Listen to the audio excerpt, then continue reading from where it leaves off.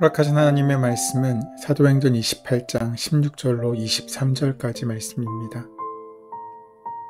우리가 로마에 들어가니 바울에게는 자기를 지키는 한 군인과 함께 따로 있게 허락하더라.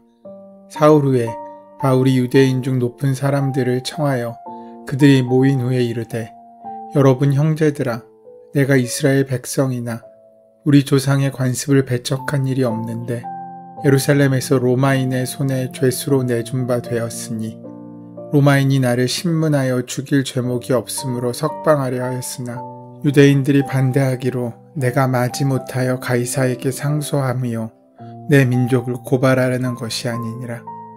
이러므로 너희를 보고 함께 이야기하려고 청하였으니 이스라엘의 소망으로 말미암아 내가 이 쇠사슬에 매인 바 되었노라. 그들이 이르되, 우리가 유대에서 내게 대한 편지도 받은 일이 없고 또 형제 중 누가 와서 내게 대하여 좋지 못한 것을 전하든지 이야기한 일도 없느니라. 이에 우리가 너의 사상이 어떠한가 듣고자 하니 이 파에 대하여는 어디서든지 반대를 받는 줄 알기 때문이라 하더라. 그들이 날짜를 정하고 그가 유숙하는 집에 많이 오니 바울이 아침부터 저녁까지 강론하여 하나님의 나라를 증언하고 모세의 율법과 선지자의 말을 가지고 예수에 대하여 권하더라. 복음을 전하는 바울의 선교 여정은 이제 로마에서의 행적을 끝으로 사도행전의 마지막을 장식합니다. 바울의 로마행은 사도행전 23장 21절에 로마에서도 증언하여 하리라고 말씀하셨던 주님의 말씀이 이제 이루어진 결과였습니다. 보디올에서 일주일을 머물다가 출발한 바울 일행은 마침내 제국의 심장과 같은 로마에 도착했습니다.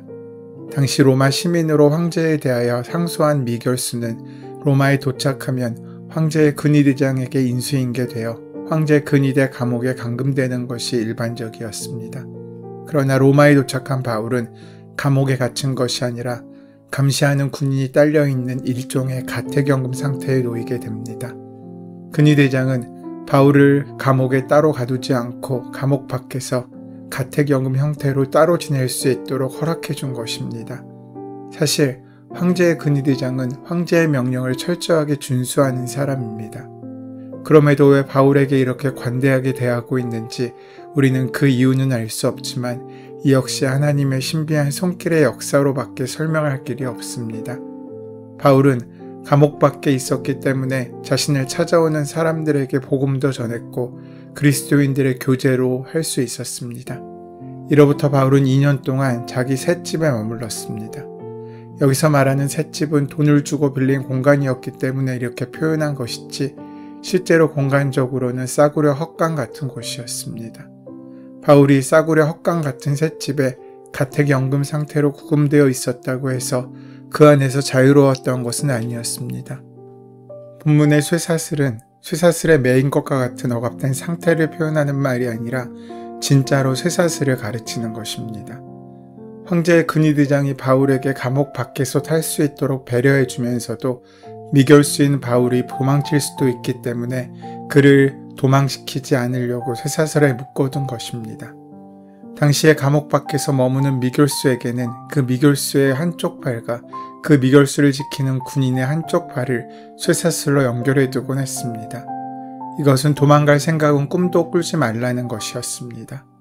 그렇게 도착한 지 며칠이 지나지 않아 바울은 유대인 중에 높은 사람들을 청하여 자신이 왜 상소를 하여 로마에 오게 되었는지를 설명합니다. 로마에 도착한 바울은 가장 먼저 유대인 중 높은 사람들을 초대합니다. 얼핏 표면적으로 생각해보면 높은 사람들에게 잘 보이기 위함인가라는 생각도 들고 그리스도인들은 먼저 초대해야 되는 것이 아닌가라는 생각이 들기도 합니다. 그 당시 로마는 로마 제국에서 가장 큰 도시였습니다. 그리고 바울은 로마에는 처음 왔기 때문에 로마에는 아는 사람이 거의 없었습니다. 그럼에도 바울이 가택연금을 당할 셋집을 얻었다는 것은 누군가 이름이 알려지지 않은 그리스도인이 도와주었고 그들이 그 곁에 있었다는 것을 보여주는 의미입니다.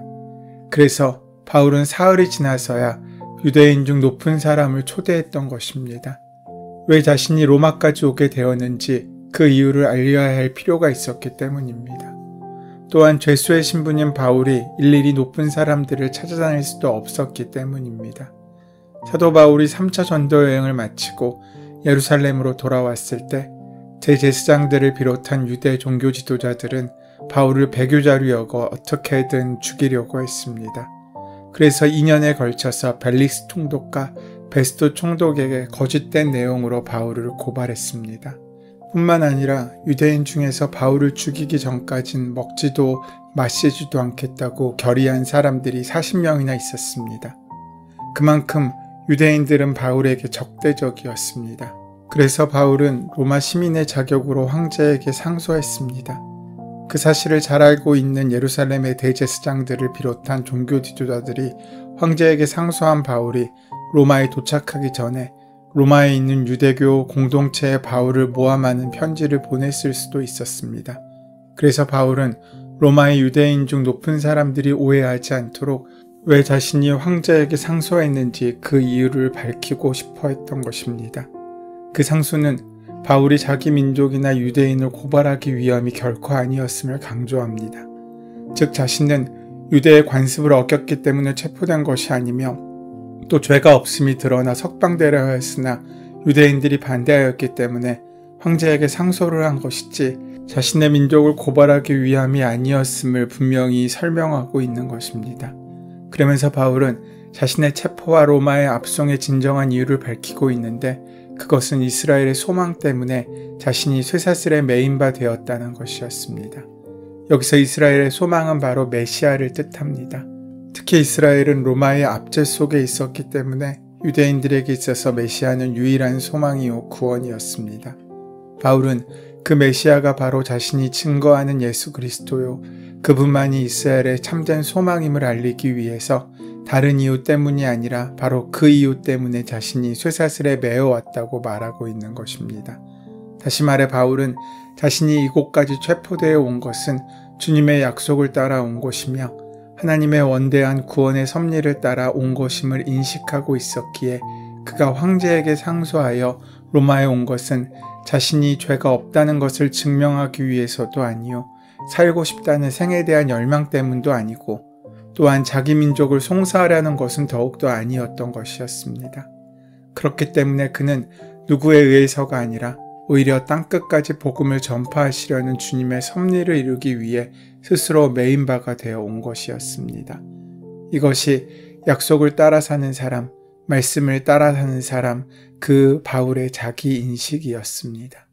바울은 자신이 왜 쇠사슬에 매여 있는지에 대해 해명하는데 그것은 자신이 로마법을 어겼기 때문이 아니라 이스라엘의 소망 때문임을 밝힙니다. 즉 이스라엘 백성이 오랫동안 간절히 기다려온 그 소망, 메시아의 오심에 대한 소망 때문이라고 말하고 있는 것입니다. 그에 대한 유대인 중 높은 사람의 반응이 이러했습니다. 21절에 그들이 이르되 우리가 유대에서 내게 대한 편지도 받은 일이 없고 또 형제 중 누가 와서 내게 대하여 좋지 못한 것을 전하든지 이야기한 일도 없느니라. 바울의 변론을 들은 유대인 중 높은 사람들은 예루살렘으로부터 바울에 관한 편지를 받은 적도 없고 누가 와서 바울에 대해 험담한 사람도 없었다고 대답했습니다. 하지만 이 말은 정말 바울을 전폭적으로 믿고 지지했기 때문에 한 말이 아니었습니다. 22절 말씀에 이에 우리가 너희 세상이 어떤가를 듣고자 하니 이 파에 대하여는 어디서든지 반대를 받는 줄 알기 때문이라 하더라 라고 말씀하고 있습니다. 유대인 중 높은 사람들은 바울이 전하는 복음이 어디서든지 반대를 받는 줄 알고 있었습니다. 즉 그들은 바울이 예루살렘에서 어떤 대접을 받았는지도 다 알고 있었습니다. 바울 당시는 지금과 같이 정보가 빨리 오가던 때가 아니었습니다. 편지를 보내도 사람의 인편으로 가도 소식이 전해지는 데는 시간이 걸릴 수밖에 없었습니다. 그렇다면 누군가 그들에게 바울에 대한 부정적인 정보를 전해주었던 것입니다. 하지만 그들은 바울을 무작정 배척하진 않았고 바울이 전하는 복음을 들어보려고 했습니다. 바울은 유대 지도자들과 첫 만남 뒤 다시 날짜를 정하여 그들을 집으로 초대합니다. 많은 사람들이 모였고 바울은 아침부터 저녁까지 하나님 나라와 예수에 관해 증언했습니다. 그는 비록 메인 몸이었지만 사람들을 만날 수 있는 자유는 주어져 있었습니다. 남을 자유롭게 찾아갈 수는 없었지만 찾아오는 손님을 맞이할 수는 있었기에 그는 그 자유를 이용하여 사람들을 초청하였고 또 자기를 방문하는 사람들에게 할 수 있는 한 모든 시간을 할애하여 복음을 전하였습니다. 약속한 날짜가 이르자 바울은 처음 방문했던 유대인 중 높은 사람뿐만 아니라 바울이 전하는 복음에 관심 있는 유대인들까지 많은 사람들이 바울의 가택연금되어 있던 싸구려 헛간 같은 셋집에 모여들었습니다. 본문은 강론하다라고 얘기합니다. 그 말은 자세히 설명하다는 의미를 담고 있습니다. 그리고 모세의 율법과 선지자의 말은 구약 성경을 일컫는 표현입니다. 바울은 자신을 찾아온 유대인들에게 하나님의 나라를 증언하면서 구약 성경에 예언된 메시아가 바로 나사렛 예수이심을 자세히 설명했습니다. 그런데 바울이 자신을 찾아온 유대인들에게 아침부터 저녁까지, 즉 하루 종일 하나님 나라와 예수 그리스도에 대해 강론했습니다. 특히 아침이라는 말은 새벽 또는 동트는 시간이라는 뜻입니다. 즉 유대인들은 바울과 약속한 날이 밝자마자 바울을 찾아왔던 것입니다. 그 이른 아침부터 해가 저물어 앞이 보이지 않을 때까지 바울은 유대인들에게 하나님 나라와 예수 그리스도를 전한 것입니다. 로마에 와서도 바울의 일상은 전혀 바뀌지 않았습니다. 그는 이전과 다르게 갇혀있는 신세였고 그 거동이 제약되어 있던 신세였습니다. 하지만 그는 어떤 상황에서도 늘 해오던 일, 하나님 나라에 대해 증언하고 있는 것입니다. 사도 바울이 다른 것으로 하나님 나라를 전한 것이 아니고 유대인도 믿어왔던 모세의 율법과 선지자의 글을 가지고 예수에 대하여 설명한 것입니다. 즉 구약 성경에서 그토록 오리라 예언하고 고대하던 메시아가 바로 예수 그리스도시라는 것입니다. 이스라엘 민족의 고난과 억압의 세월을 깨치고 자유롭게 하실 메시아, 그 메시아가 오심이 이스라엘의 소망이었습니다. 사도 바울은 그 소망 때문에 묶였다고 스스로 고백하고 있습니다. 그런데 그 메시아가 이미 이스라엘 역사의 한 정점 가운데 오셨건만 유대인들은 예수를 메시아로 인정하지 않았습니다. 그리고 여전히 메시아를 기다리고 있었습니다. 사도 바울이 로마에 도착해서 하나님 나라를 설명하는데 그 주제가 바로 예수 그리스도였습니다. 모세의 율법과 선지자들의 글을 인용해서 수십 년 전 유대인들의 고발로 로마 군병들에 의해 십자가에 못 박히신 바로 그 예수가 메시아라고 선언하고 있는 것입니다. 바울은 지금 인생의 말년에 접어들었고 그 몸은 지병으로 시달리고 있었습니다. 그리고 그의 팔에는 쇠사슬이 있고 제대로 먹지 못하는 상황이었습니다. 그럼에도 불구하고 아침부터 저녁까지 하루 종일 하나님의 말씀을 전했다는 것은 로마에 있는 유대인들을 위해서 주님 안에서 그들을 살리기 위해서 바울은 자신의 생명을 던진 것과도 같습니다. 주님의 약속과 인도하심을 따라온 로마였지만 자신의 처지가 개선되지 않아 전도의 문은 자유롭게 활짝 열려지지 않고 재판은 미루어져만 지고 가택연금 상태에서 재판을 기다리는 그런 지리한 시간의 연속이라는 힘든 상황과 환경이었지만 바울은 원망하지 않고 오히려 하나님의 나라를 전할 수 있는 기회로 선용하여 최선을 다했던 것입니다. 이렇듯 바울은 로마에서도 복음을 전하는 자신의 사명을 조금도 뒷전으로 미루지 않았습니다. 그는 어떠한 상황이든지 그 상황을 복음을 전할 수 있는 기회로 삼았습니다. 자신에게 주어진 환경, 자신이 서 있는 곳을 주님의 섭리와 인도하심, 그리고 주님이 보내신 선교지로 알았기에 그는 어떠한 상황과 어떠한 장소에 있다고 할지라도 기쁨으로 복음을 전할 수 있었던 것입니다. 바울의 로마 입성을 그저 환경과 상황과 모습으로만 본다면 그는 처절히 실패하여서 그 마지막 감옥에 갇히고 재판을 받아 심판받아야 할 초라한 운명에 지나지 않은 것처럼 보일 수도 있습니다. 하지만 바울의 이 여정은 실은 그것을 유대 전체를 뒤어놓을 수 있는, 아니 전 세계적인 역사의 흐름을 바꿔놓을 수 있는 위대한 영적 발걸음의 완성으로 이어지게 되는 것입니다.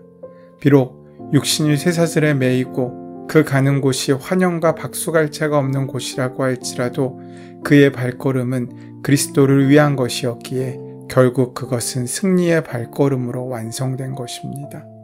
오늘 우리가 가는 그 발걸음의 끝이 어디입니까?